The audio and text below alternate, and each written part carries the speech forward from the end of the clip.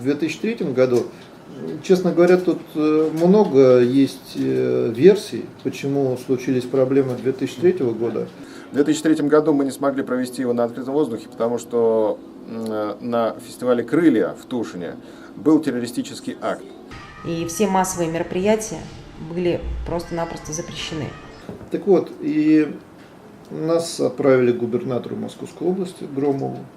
Губернатор этот был бывший боевой генерал, который воевал в Чечне.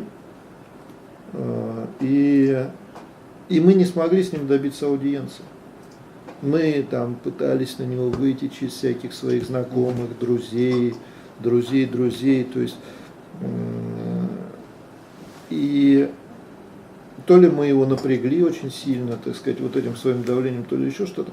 Ну, в общем, где-то в конце июня, то есть за месяц до фестиваля, еще раз отмечу, что фестиваль тогда проходил в начале августа, за месяц до фестиваля мы поняли, что мы не сможем с ним поговорить. То есть у нас не получалась коммуникация.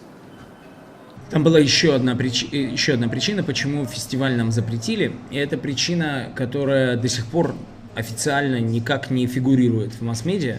Вот. Но она была связана с тем, что в прошлогоднем фестивале, в 2002 году, когда всем понятно было, что фестиваль нашествия — это 200 тысяч молодежи, которая может реагировать на любой импульс со сцены, на сцену фестиваля пытался прорваться такой экстремальный российский политик, которого зовут Владимир Вольфович Жириновский.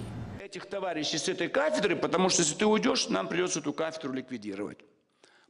Он приехал в Раменское, понимая, что это для него электорат. Вот. И так как, опять-таки, взаимоотношения с официальными структурами вел не я, а мои партнеры Леня и Вова, вот, они мне сообщают по рации, что к сцене идет Жириновский, и он хочет обратиться со сцены к зрителям.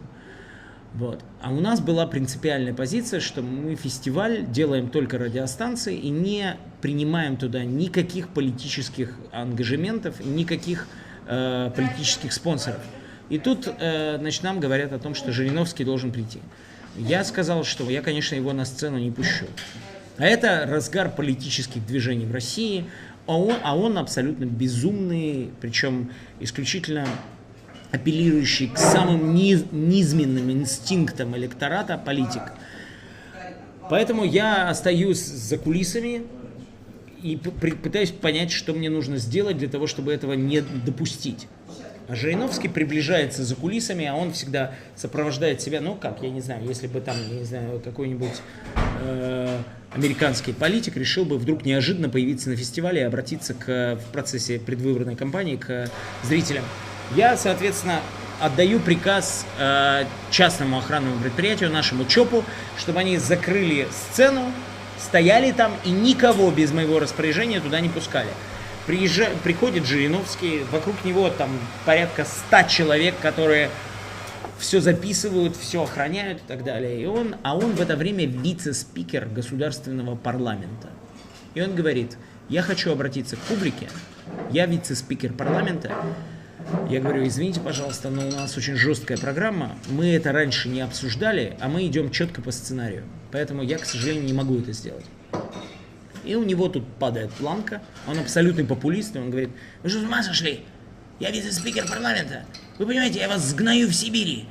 Вы больше никогда в жизни не получите работу в Москве. Я имею право по закону обратиться к любому собранию людей.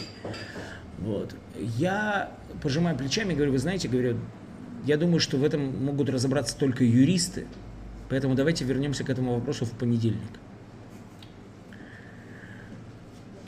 И тут он начинает просто вот реально уничтожать меня в окружении этих людей, а два охранника стоят такие испуганные со сцены, и они еще меня спросили: а если он попрет сам, то что нам делать? Я говорю: ну что, драться, не пускать, все. И, в общем, он орал, а потом вынужден был повернуться и уйти. И пьянствовал там где-то в автобусах со своими друзьями, милиционерами. Вот.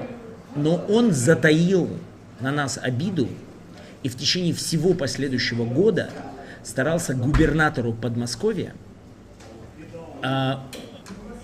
провести мысль о том, что фестиваль «Нашествие» — это растлевающая молодежь, отвратительная акция, которую нужно запретить. И добился успеха.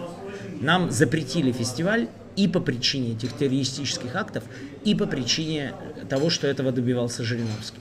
В результате мы обратились в открытую в эфире к слушателям, сказали, что мы вынуждены отменить фестиваль, потому что после того, что произошло на «Крыльях», мы больше этого, нам запрещают это сделать. И сказали, давайте сделаем так, мы сделаем фестиваль для вас в прямом эфире, но все люди будут играть в нашей студии, просто в радиостудии. В 2003 году действительно не было фестиваля «Нашествия» на открытом воздухе, но он проходил у нас в студии. Мы сидели на станции метро Бауманская, на Спартаковской площади, там бизнес-центр огромный, бывшее троллейбусное депо, которое было перестроено под нужды радиовещания. И было несколько студий в этом радиокомплексе. Одна большая концертная, в которой могли играть живой электрический концерт музыканты, и одна маленькая для акустических выступлений. И сетка фестиваля была рассчитана таким образом, чтобы одна группа играла в большой студии, в это время другая настраивалась в акустике и наоборот. Сегодня на «Нашествии» группа Би-2, Земфира, Алекс Акмаров, Коля.